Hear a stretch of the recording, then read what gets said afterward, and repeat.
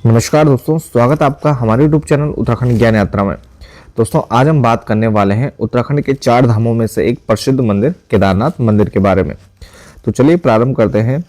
केदारनाथ मंदिर की अगर हम बात करें तो उत्तराखंड के जो प्रसिद्ध 4 धाम है, हमारे 4 धामों में से एक है और यह जो मंदिर है रुद्रप्रयाग जनपद में यह स्थित है और भगवान शिव को समर्पित यह मंदिर है।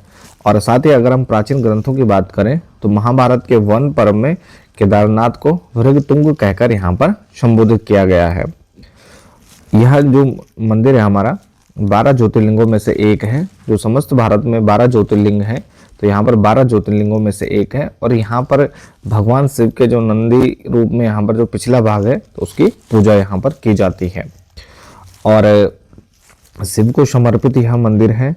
उत्तराखंड के जब हम टूरिज्म की बात करते हैं तो आर्थिकी की रीढ़ भी इसे कहा जा सकता है, क्योंकि जब हम जो टोटल यहाँ पर टूरिस्ट आते हैं या धार्मिक दृष्टि से जो यहाँ पर श्रद्धालु आते हैं तो उनके लिए काफ़ी महत्वपूर्ण डेस्टिनेशन है और उत्तराखंड में धार्मिक दृष्टि से आर्थिक दृष्टि से काफ़ी महत्वपूर्ण यह स्थल या मंदिर है। इसके बाद यह मंदिर रुद्रप्रयाग में मंदाकिनी नदी के तट पर यह स्थित है। भगवान केदारनाथ का यह जो मंदिर है तो यह रुद्रप्रयाग जनपद में है और जो हमारी मंदाकिनी नदी आती है चौराबाड़ी ग्लेशियर से तो उसको यह समर्पित मंदिर है।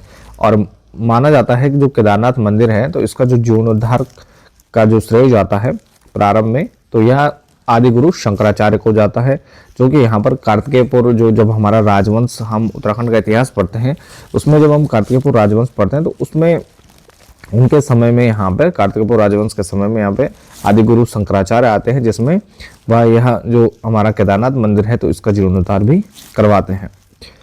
अब इसके बाद उत्तराखंड यहाँ पर जो हमारे केदारनाथ मंदिर है तो 5 प्रमुख जो शैव तीर्थ हैं उनमें से यह एक है। तो 5 अगर हम शैव तीर्थों की बात करें तो पशुपतिनाथ नेपाल में है, दूसरा हमारा कुमाऊं में जागेश्वर है, तीसरा यही हमारा केदारनाथ मंदिर है, चौथा हिमाचल के बैजनाथ में है और 5वां जो हमारा प्रसिद्ध जो शैव तीर्थ है वह अमरनाथ है। तो इन 5 में से एक है हमारा प्रमुख जो 5 शैव तीर्थ हैं उनमें से हमारा केदारनाथ एक है। इसके अलावा यहाँ पर जो हमारा केदारनाथ मंदिर है तो यह खर्चाखंड, भरतखंड और केदारनाथ जो यहाँ पर शिखर हैं तो उनके मध्य यह स्थित है और भगवान केदार के रक्षक देवता भैरवनाथ को यहाँ पर माना जाता है। इसके अलावा केदारनाथ भगवान की पूजा यहाँ पर ब्रह्म कमल चढ़ाकर की जाती है और केदारनाथ में जो पुजारी होते हैं वह उनको रावल कहा जाता है और ये मैसूर के जो जंगम ब्राह्मण होते हैं और इनका जो निवास स्थान है यह ऊखीमठ में है, जहाँ पर भगवान केदार की जो शीतकालीन पूजा स्थल भी है और साथ ही यहाँ पर जो प्रसिद्ध ये आप देख रहे होंगे यह मंदिर है दाईं ओर ओंकारेश्वर मंदिर जो कि ऊखीमठ में स्थित है, तो यह शीतकालीन आवास भी है।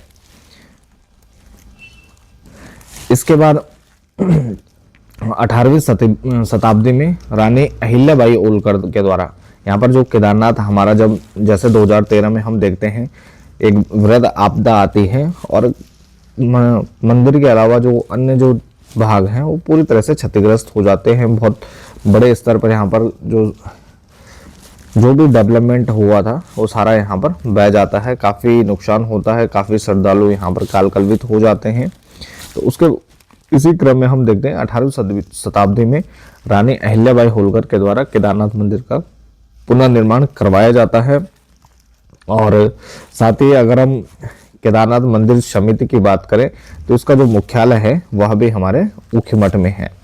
केदारनाथ मंदिर समिति का गठन 1948 में होता है और ब्रिटिश काल में ही जो बद्री केदारनाथ मंदिर अधिनियम 1939 है वह पारित होता है, उसी के अधीन या फिर समिति बनाई जाती है।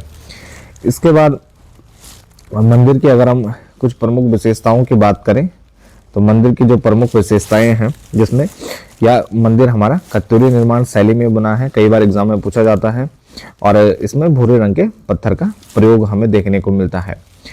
और साथ ही यह जो मंदिर है 6 फुट ऊंचे चबूतरे पर यह जो मंदिर है हमारा बना हुआ है और इसमें जो मंदिर के गर्भगृह है, तो ये आप सामने देख रहे होंगे, त्रिकोण आकृति का यह ग्रेनाइट की शिला है, जिसमें यहाँ पर जो भक्तगण हैं वह उसकी पूजा अर्चना करते हैं।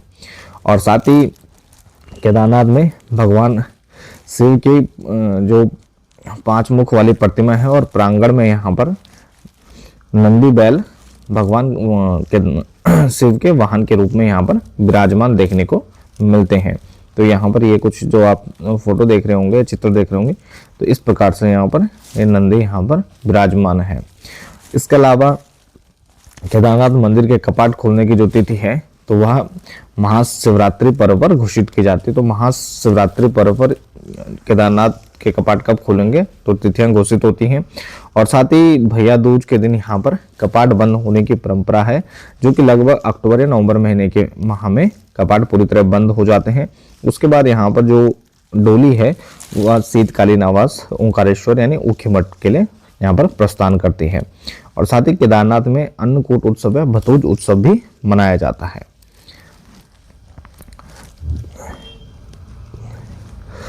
इसके अलावा अगर हम थोड़ा सा 16-17 जून 2013 को मंदाकिनी बाढ़ के कारण यहाँ पर केदारनाथ धाम में जो यह आपदा आती है, तो इसकी बात करें तो यहाँ पर वृहत स्तर पर यह आपदा देखने को मिलती है, जिसमें सारा जो मंदिर के आसपास का स्ट्रक्चर रहता है वो सारा इसमें बह जाता है। अनेक यहाँ पर श्रद्धालुओं की यहाँ पर मृत्यु हो जाती है, काल कलवित हो जाते हैं। और इस प्रकार यहाँ पर पूरा जो ये दोनों क्षेत्र है, यानी जब अतिवृष्टि होती है, बादल फटता है, तो पूरी जो घाटी है तो उसमें यहाँ पर बहुत तबाही होती है। वर्तमान स्वरूप इस प्रकार का है, कुछ आप ये देख रहे होंगे सामने। तो वर्तमान में जो स्वरूप है वह देखने को मिल 2015 के बाद इसको पुनः रिडेवलपमेंट किया जा रहा है, और वर्तमान में भी अभी जो यहाँ पर विकास कार्य हैं वो लगातार किए जा रहे हैं। तो ये थे हमारे कुछ केदारनाथ मंदिर से जुड़े हुए कुछ इंपॉर्टेंट फैक्ट, जो कि आई होप आपके आने वाले जो एग्ज़ाम हैं उनके लिए महत्वपूर्ण होंगे। इसके साथ इस वीडियो को यहीं पर समाप्त करते हैं। बाकी आप बने रहिए चैनल के साथ, मिलते हैं नेक्स्ट वीडियो, तब तक के लिए धन्यवाद।